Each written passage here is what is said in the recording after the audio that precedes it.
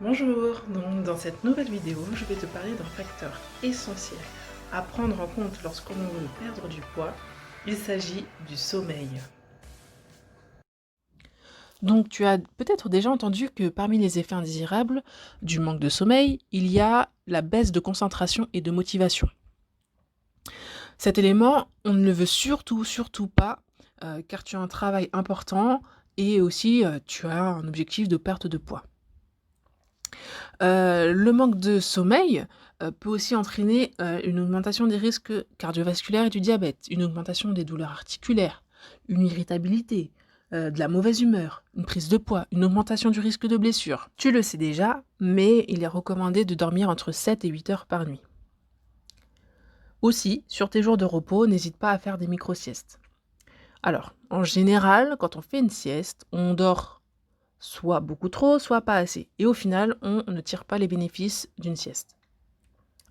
Alors ici, pour t'aider, tu peux essayer de dormir pendant les durées suivantes. Pendant 20 minutes, pendant 30 ou pendant 90 minutes.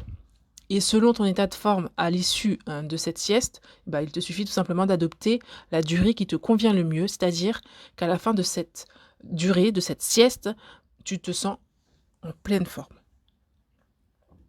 Maintenant, je souhaite te parler un peu plus de la fatigue et du surmenage qui sont malheureusement très courants dans notre profession.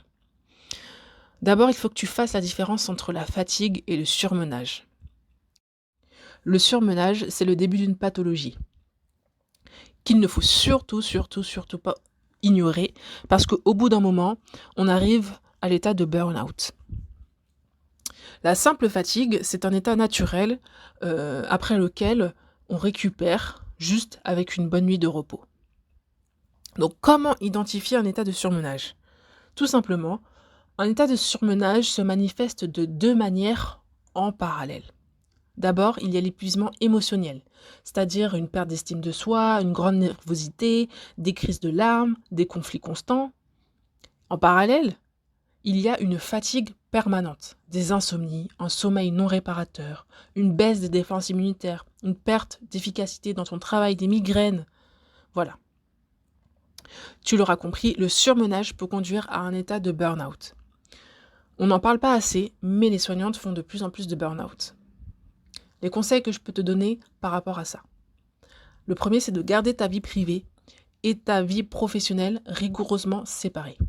Le deuxième, c'est de dédier 10 minutes par jour à l'organisation de ta journée suivante.